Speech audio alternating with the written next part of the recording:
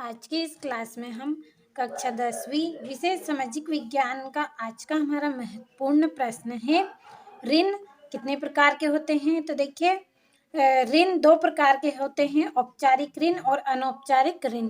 तो दोनों की हम परिभाषा पढ़ेंगे और साथ में इस प्रश्न को भी हम पढ़ेंगे कि भारत में औपचारिक ऋण को हमें बढ़ावा देना चाहिए, क्यों।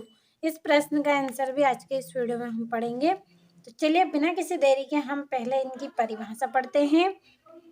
तो क्या है, ऋण दो प्रकार के होते हैं, औपचारिक ऋण और अनौपचारिक ऋण। औपचारिक ऋण का मतलब होता है जो बैंक से लिया जाता है उसे हम कहते हैं औपचारिक ऋण।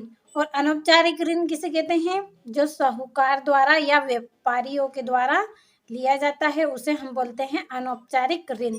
तो इसकी परिभाषा बहुत ही आसान और सरल है कि बैंक द्वारा जो ऋण लिया जाता है उसे औपचारिक ऋण कहते हैं।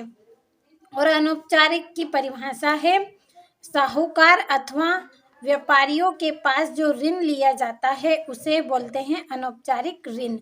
तो देखिए, इसकी परिभाषा को हमने अच्छे से पढ़ लिया है।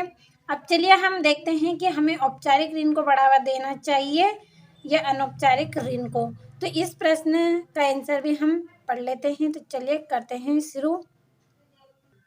तो देखिए, ये हमारा प्रश्न है, हमें भारत में ऋण के औपचारिक स्रोतों को बढ़ाने की क्या ज़रूरत है। तो चलिए एक बार हम इस प्रश्न के आंसर को पढ़ते हैं।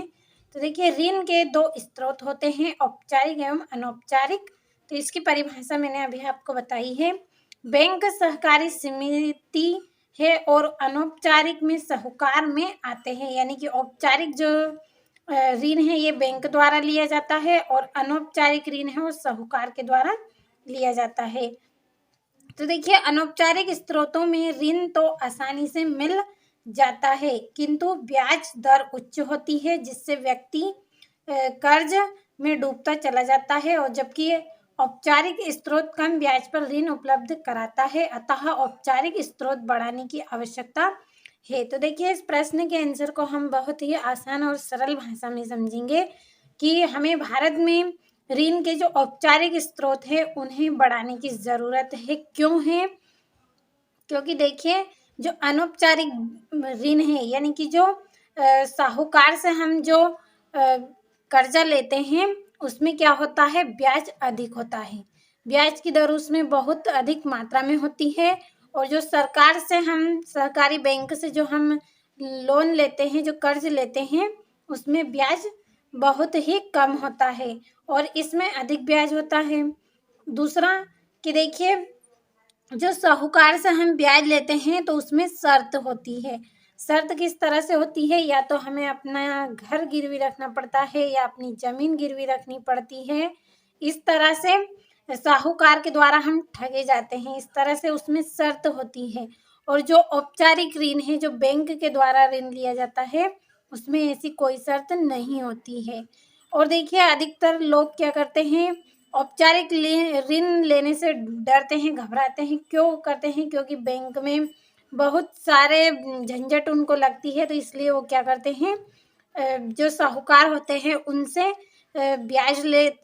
ऋण लेते हैं, कर्ज लेते हैं, लेकिन वो बैंक से ऋण नहीं लेते हैं। तो इस तरह से हमें लोगों को जागरूक करना है, हमें ये औपचारिक ऋण के बारे में उनको बताना है कि अगर देखिए हम औपचारिक ऋण लेंगे बैंक से, अगर हम लेंगे पैसे, तो उसमें हमें ना तो ठगा जाएगा, ना उसमें ब्याज की दर अधिक होगी और ना ही कोई उसमें शर्त होगी। तो इस तरह से हमें समझाना है। तो आपको समझ में आया होगा कि पहला पॉइंट हमारा है कि जो औपचारिक ऋण है इसमें ब्याज कम होता है और अनौपचारिक ऋण में ब्याज अधिक होता है।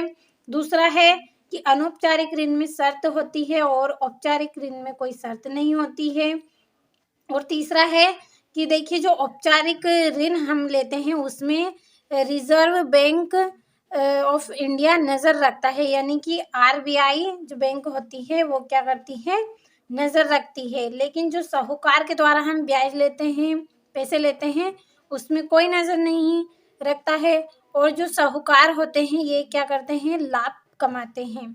और जो औपचारिक ऋण जो हम लेते हैं उसमें बैंक कोई लाभ नहीं कमाती है, वो लोगों को ही लाभ देती है। और जो साहूकार होते हैं ये क्या करते हैं, सिर्फ पैसे कमाने के लिए लोगों को ठगते हैं, ये अपना लाभ देखते हैं और दूसरों को ये कर्ज में डुबाते रहते हैं। तो इस तरह से हमें लोगों को जागरूक करना है। तो आपको अच्छे से समझ में आया होगा कि हमें भारत में जो औपचारिक ऋण है उनको क्यों बढ़ाना चाहिए। एक बार मैंने देखिए पॉइंट यहाँ पे लिखे नहीं है, लेकिन मैं आपको बता रही हूँ, बोल रही हूँ, अगर आप लिखें तो, और अगर आप ऐसे भी लिखेंगे तो ये भी आपका इसमें भी आपके कोई अंक नहीं कटेंगे। तो देखिए मैं पॉइंट यहाँ पे बोल रही हूँ, अगर आप लिखें तो पहला पॉइंट है आपका कि अनौपचारिक जो ऋण होता है इसमें ब्याज अधिक होता है। किसमें? अनौपचारिक ऋण में। अनौपचारिक ऋण में ब्याज अधिक होता है और औपचारिक ऋण में ब्याज कम होता है। दूसरा है कि अनौपचारिक ऋण में शर्त होती है और औपचारिक ऋण में कोई शर्त नहीं होती है। तीसरा पॉइंट है आपका अनौपचारिक ऋण में क्या होता है, लाभ कमाया जाता है और औपचारिक ऋण में व्यक्तियों को लाभ दिया जाता है, यानी कि लोगों को इसमें लाभ दिया जाता है, ना कि वो खुद लाभ का फायदा उठाते हैं। और अगला है आपका कि इसमें जो अनौपचारिक ऋण है इसमें कोई ध्यान नहीं रखता है, कोई भी बैंक इसमें जो ऋण देती है उस समय कोई ध्यान नहीं रखता, मतलब कोई लिखा पढ़ी इसमें नहीं होती है। और जो औपचारिक ऋण होता है इसमें लिखा पढ़ी होती है, ये पंजीकृत होता है सरकार के द्वारा। तो इस तरह से ये आपके पॉइंट हो गए हैं, आपको अच्छे से समझ में आया होगा। और ये यहाँ से भी आप लिख सकते हैं कि ऋण के दो स्रोत होते हैं, औपचारिक एवं अनौपचारिक। और देखिए जो अनौपचारिक औपचारिक वो बैंक सहकारी समिति है और अनौपचारिक में साहूकार में आते हैं। और अनौपचारिक स्रोतों में ऋण तो आसानी से मिल जाता है, किंतु ब्याज दर उच्च होती है, यानी अधिक मात्रा में ब्याज होता है, जिससे व्यक्ति कर्ज में क्या होता है, डूबता चला जाता है। जबकि औपचारिक स्रोत कम ब्याज पर ऋण उपलब्ध कराते हैं, अतः औपचारिक स्रोत बढ़ाने की आवश्यकता है। तो जिस तरह से मैंने पॉइंट बताए हैं आप उस तरह से भी लिख सकते हैं और इस तरह से भी आप लिख सकते हैं। तो आपको अच्छे से समझ में आया होगा, अच्छे से आप स्क्रीनशॉट लें और अच्छे से कंप्लीट करें।